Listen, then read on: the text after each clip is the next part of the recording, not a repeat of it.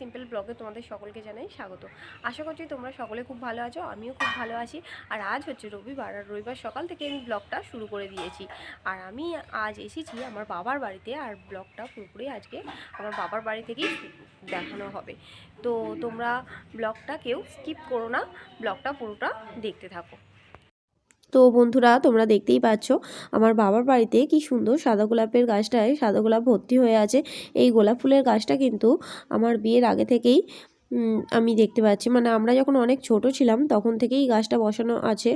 আর গাছটাতে এই সিজনেই, শীতকালের সিজনটাতেই ফুলে ভর্তি হয়ে থাকে। তোমরা দেখতে পাচ্ছ ভালো করে কত কুঁড়ি হয়ে আছে দেখো এখনও, আর ফুলও ভর্তি হয়ে গিয়েছে।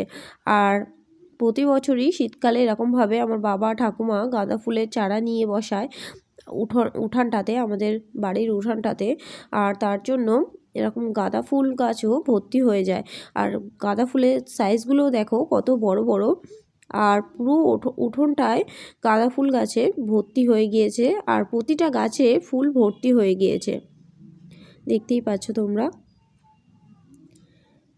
এই ফুলগুলো দেখলেই মন পুরো ভালো হয়ে যায়, কত সুন্দর লাগছে তাই না? তোমাদের কেমন লাগছে তোমরা কিন্তু কমেন্ট করে জানাতে ভুলো না আমায়। আর সকালে মা টিফিনে এরকম লুচি আর আলু চচ্চড়ি করেছিল, আর তার সাথে করেছিল ঘন গরুর দুধের চা। আমাদের তো গরু আছে, যদিও তোমাদের সাথে সেটা শেয়ার করা হয়নি। আমার আগের ব্লগগুলোতে তোমরা দেখতে পাবে আমার বাবার বাড়িতে অনেকগুলোই গরু আছে। তো যাই হোক, এইভাবে আমি টিফিনটা কমপ্লিট করে নিলাম। টিফিন খাওয়া শেষ, আর এখন দেখলাম বড় মা রোদ্দুরে বসে বসে চাল গুঁড়ো করছে, পিঠে হবে সন্ধেবেলা সেই জন্য। আর মাও এরকমভাবে রোদ্দুরে বসে বসে চাল গুঁড়ো করছিল। আমাদের বাড়িতে এখানে মানে বাউনির প্রথম দিনে, মানে পৌষ পার্বণের প্রথম দিনটায় এরকম হাতে গুঁড়িয়েই, মানে শিলেতে গুঁড়িয়েই চাল গুঁড়িয়ে পিঠে করা হয়। ঠাকুমা এরকমভাবে কুলোই করে চালগুলোকে রোদ্দুরে দিয়েছিল, ভিজানো চালগুলোকে। সেগুলোই মা আর বড়মা গুঁড়িয়ে নিল, আর মা এরকমভাবে চাল বাটা দিয়ে আলপনা দিয়ে নিল ঠাকুর ঘরের সামনের গেটেতে আর ঠাকুরতলাতে ভালো করে আলপনা দিয়ে দিল। আর তারপরে ওখানেই ধানের চুর মতো করেছিল, সেখানে সিঁদুর কৌটো বসিয়েছিল। আর এখানে মা ঠাকুর ঘরের মধ্যে ঘটেতে ধান দিয়ে ঢাকা দিয়ে রেখেছে।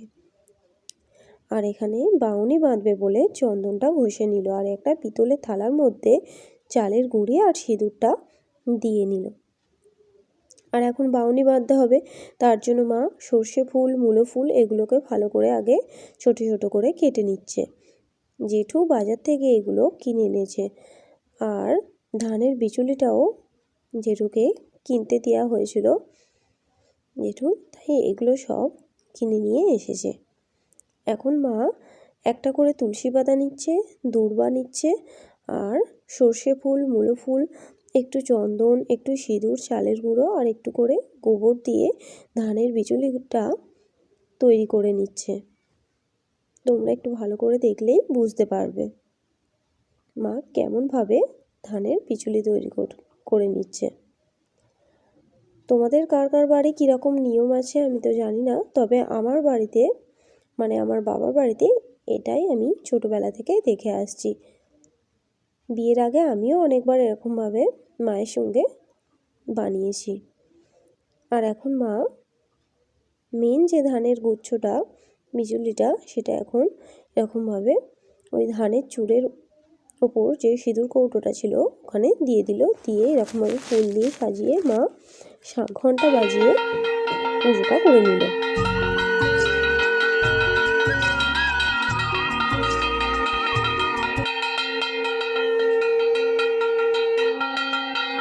আর এইদিকে ঠাকুমা কাঠের উনানে পিঠে বানাতে বসে পড়েছে। দেখতেই পাচ্ছ কি সুন্দরভাবে ঠাকুমা পিঠে বানাচ্ছে। আর আমাদের এখানে এই পিঠেটার নাম হচ্ছে আঁশকি পিঠে, আর অনেকে আবার এটাকে চিতই পিঠে বলে চেনে। তো যাই হোক, আমাদের যখনই মানে এই পিঠেটা হয় তখন ঠাকুমাই করে। ঠাকুমা খুব ভালো এই পিঠেটা বানাতে পারে। প্রথমে ঠাকুরকে দেওয়ার জন্য 5টা পিঠে এরকমভাবে পাথর বাটিতে তুলে নিল। তুলে নিয়ে মা এখন ঠাকুরকে দুধ দিয়ে দিল। তার সাথে গ্লাসে করে জল আর আসনটাও বিছিয়ে দিল, খেতে দিল এইভাবে। এটা আমাদের নিয়ম আছে যে প্রথম পিঠে ঠাকুরকে দিতে হবে। তারপরে যে কটা আমাদের গরু আছে সেই কটা গরুর জন্য ঠাকুমা এইভাবে পিঠে তুলে রেখেছে, আর তারপরে আমাদের খাওয়ার জন্য দুধেতে পিঠেগুলো এইভাবে ফেলে দিয়েছে। দেখো সব পিঠে এখন হয়েও গিয়েছে। তো বন্ধুরা, আজকে সোমবার সকাল হয়ে গিয়েছে, আমি কাল থেকেই ব্লগটা চালু করেছি, তোমরা দেখতেই পাচ্ছ। এখনও পর্যন্ত শেষ করিনি, কারণ পিঠে পুলি আমাদের বাড়িতে 3 দিন যাবৎ হবে। কাল থেকে শুরু হয়ে গিয়েছে পিঠে পুলির পার্বণ, যাকে বলে পৌষ পার্বণ। কাল থেকে আমাদের বাড়িতে শুরু হয়ে গিয়েছে। আজকে মকর সংক্রান্তি, তোমাদের সকলকে জানাতে চাই মকর সংক্রান্তির অনেক অনেক শুভেচ্ছা। তোমরা এই মকর সংক্রান্তিতে অনেক অনেক এনজয় করো, অনেক আনন্দ করো। আর ব্লগটাকেও স্কিপ করো না, কারণ ব্লগটা আজকেও পিঠে পুলি হবে, সেগুলো তোমাদের সাথে শেয়ার করব। তাই ব্লগটাকেও স্কিপ করো না, ব্লগটা দেখতে থাকো। আর আজকে মা সকাল সকাল উঠে স্নান টান সেরে ঘট বসাতে চলে এসেছে ঠাকুরতলায়, কারণ বাউনির দ্বিতীয় দিনে, মানে পৌষ পার্বণের দ্বিতীয় দিন, সেদিনে এইভাবে ঘট বসিয়ে প্রদীপ জ্বালিয়ে ধূপ জ্বালিয়ে পুজো করে নিতে হয় ঘন্টা বাজিয়ে। দেখতে পাচ্ছ আমাদের ব্রজ কীরকম লাফাচ্ছে। আর এখানে ভাই বোনই দুজনে বসে বসে খেলু খেলু করছিল একটু, দেখতে পাচ্ছ কি সুন্দরভাবে খেলু খেলু করছে। আর এখানে শ্রেয়া ইতু ঠাকুর বসিয়েছিল, আজকে ইতু ঠাকুরের স্বাদ, সেই জন্য ও একটু পুজো করে নিল। আর এখন দুপুর হয়ে গিয়েছে, মা করেছিল পুঁই মিটুলির চচ্চড়ি আর ডিমের ঝাল এইভাবে, তো সেটাই আমি এখন খেয়ে নিচ্ছি।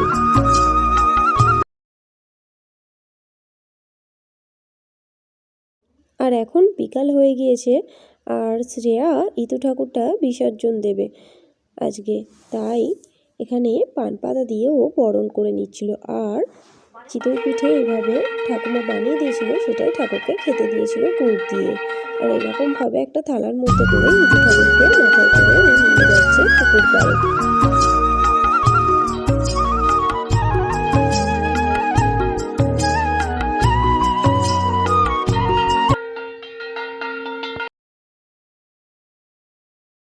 আর এই পুকুর পাড়টাতেই ঠাকুরটাকে বসানো হবে, তাই ও থালা থেকে তুলে ঠাকুরটাকে বসিয়ে দিল আর ঠাকুরের সামনে ধূপকাঠি জ্বালিয়ে দিল। আর এখন অনেকটাই সন্ধে হয়ে গিয়েছে, তাই মা এখন পিঠে বানানোর জন্য চালের গুঁড়িটাকে এইভাবে মেখে নিচ্ছিল। আর আমাকে বলল নারকেলের পুরটা তৈরি করতে, তাই আমি এখন গ্যাসেতে নারকেলের পুরটা এইভাবে তৈরি করে নিচ্ছিলাম। আর এখন দেখো নারকেলের পুরটা তৈরি হয়ে এসেছে, তাই আমি শেষ পর্যায়ে একটু এলাচ গুঁড়ো দিয়ে দিলাম।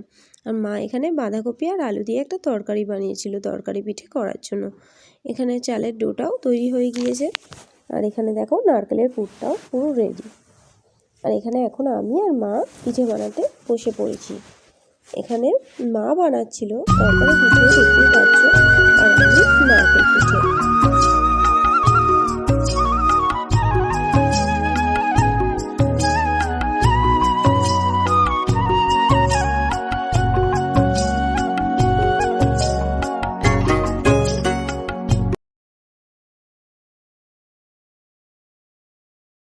আর এখন আমাদের সঙ্গে ঠাকুমাও পিঠে বানাতে বসে পড়েছে।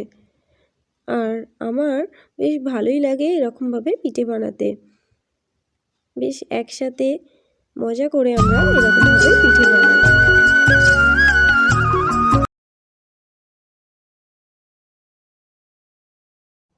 আর এখন দেখো এখানে মায়ের তরকারি পিঠে অনেকগুলোই হয়ে গিয়েছে, আর আমার আর ঠাকুমার নারকেল পিঠেও অনেকগুলো হয়ে গিয়েছে।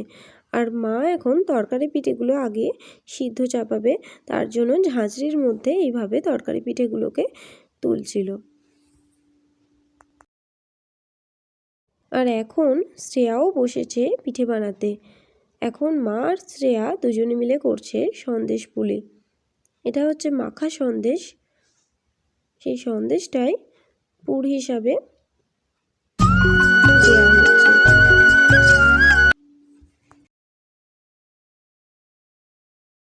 আর এখন সন্দেশ পুলিগুলোও সব হয়ে গিয়েছে, তাই মা দুধের মধ্যে সব সন্দেশ পুলিগুলো আস্তে আস্তে দিয়ে দিচ্ছে।